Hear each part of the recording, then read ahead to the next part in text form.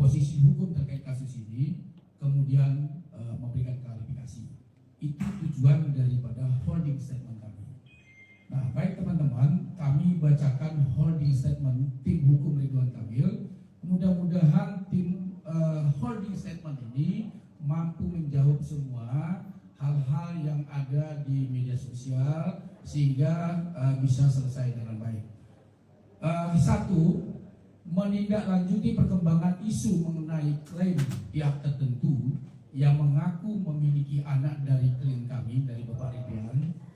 Kami ingin menegaskan bahwa klien kami telah membantahnya, menyampaikan bahwa klien kami tersebut, klaim tersebut tidak benar dan merupakan fitnah yang keji. Itu yang pertama. Yang kedua, oleh karena itu kami menegaskan bahwa segala bentuk tuduhan yang beredar saat ini harus disikapi dalam konteks koridor hukum, bukan sekedar opini publik yang dapat menyesatkan. Ketiga, ini yang penting, terkait adanya permintaan tes DNA. Seyogianya dilakukan sebagai implikasi dalam proses hukum yang berlaku. Tes DNA bukan sekedar tuntutan sepihak, melainkan harus berdasarkan perintah pengadilan dalam gugatan perdata atau dalam proses penyidikan permintaan penyidik. Kami siap mengikuti prosedur hukum yang sah untuk memastikan kejelasan dan kepastian hukum dalam kasus ini.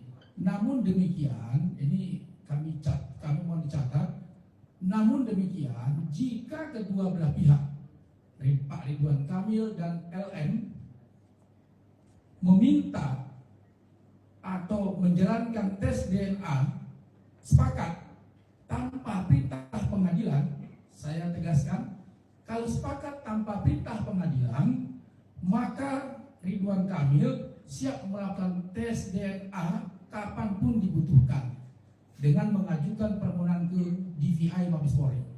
Jadi itu kami garis bawahi ya. Keempat, tes DNA hanya salah satu bukti ilmiah yang tentu wajib didukung bukti-bukti lain, saksi dan dokumen lainnya.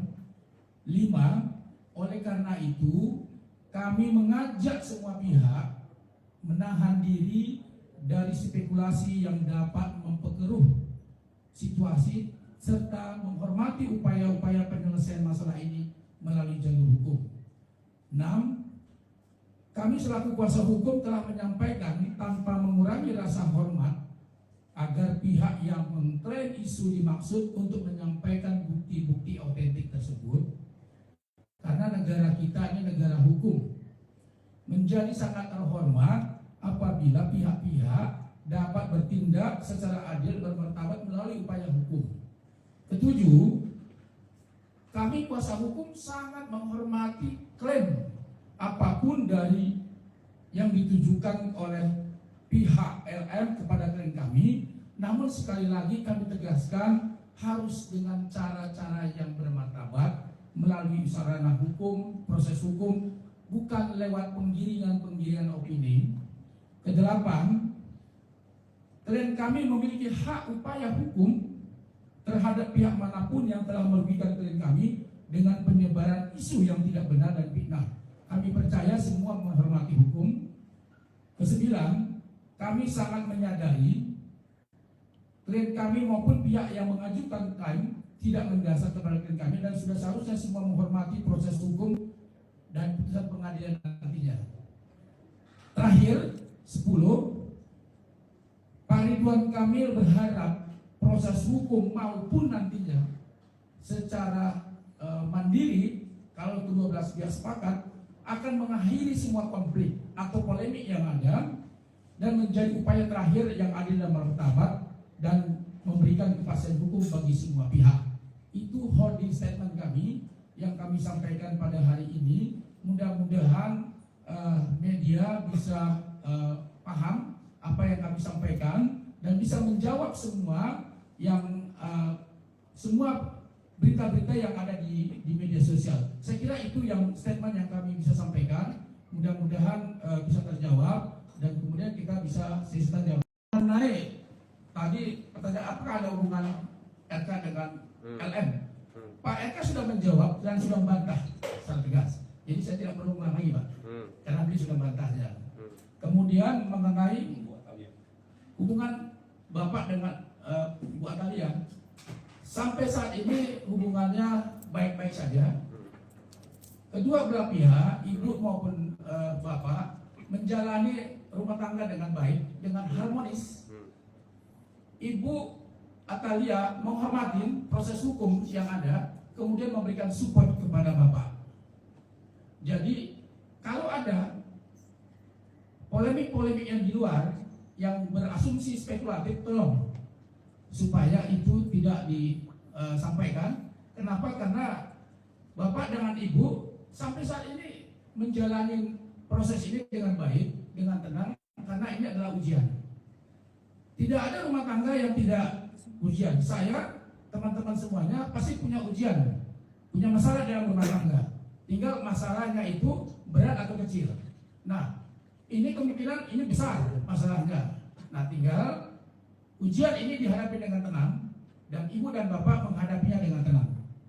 Kira-kira begitu jawabannya. Jadi Bu Atalia juga nggak percaya dengan tuduhan ini, Pak? Sampai saat ini Ibu Atalia tidak percaya dengan tuduhan ini. Oke. Saya kira gitu. Nah, soal pendidikan, Bang, biaya pendidikan, Bang? Gimana? Jadi Itu tidak ada. Ya. Jadi saya komentar tidak ada. Ya. oke, jadi artinya membantah kalau Pak RK pernah memberikan. Tidak ada, tidak ada. Nah, Pak, kalau emang nggak ada hubungan itu, kenapa nggak lapor polisi, Pak? Pencemaran nama baik. Itu akan kita lakukan secepatnya, dan itu sedang kita proses. Kami kan sudah sampaikan tadi, ada upaya hukum yang akan kami lakukan, dan upaya ini sedang proses, yang mudah-mudahan secepatnya akan kami lakukan. Bang, izin Bang dua. Ya. Fikri dari Hotkes Indosiar. Bang, kalau Abang tadi kan bercerita bahwa hubungan antara Pak RK dan Bu Cinta itu tidak ada masalah. Tetapi kenapa pada saat Lebaran diduga mereka berpisah, sholat idnya di tempat yang berbeda? Itu yang pertama ya Bang. Yang kedua Bang, terus ini meluruskan aja Bang, itu benar-benar mereka sudah berpisah rumah, pisah ranjang atau seperti apa? Dan yang terakhir Bang, anaknya sendiri itu Lebaran di luar negeri. Apakah karena memang dia malu dengan gosip yang beredar tentang bapaknya atau gimana Bang? Itu aja Bang. Itu kita bantah. Soal sholat yang berbeda biasa. Jadi bukan berarti indikasi sholat yang berbeda rumah tangganya hancur, itu nggak ada. Jadi kalau sholat berbeda ya mungkin jalan satu sana itu sesuatu yang wajar. Saya pun dengan istri saya sholatnya berbeda. Jadi itu nggak ada masalah Mas. Jadi indikasinya bukan karena sholatnya berbeda maka rumah tangganya bermasalah. Itu sama sekali tidak benar. Termasuk dengan anak juga tidak seperti itu. Ya, ada lagi pertanyaan? Bang, mungkin terkait dari kan bisa dibilang kan PRK sendiri kan menampik bahwa adanya hubungan terhadap LM sendiri. Nah, LM sendiri beberapa waktu lalu sempat memberikan beberapa bukti-bukti di story-nya dan juga adanya bukti rekaman permintaan sejumlah uang juga, itu mungkin seperti apa Bang? Terkait narasi-narasi permintaan uang yang ada di media sosial ya kalau tidak salah ya, yang kalau salah gue bilang beberapa ya. Sekali lagi kami sampaikan, narasi-narasi yang ada di media sosial itu tidak ada. Sumbernya tidak jelas, dari mana asalnya, siapa pelakunya juga tidak ada.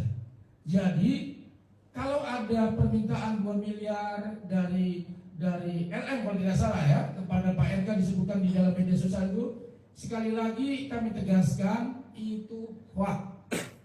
Apalagi yang beredar voice, narasi-narasi yang ada di media sosial itu juga hoax.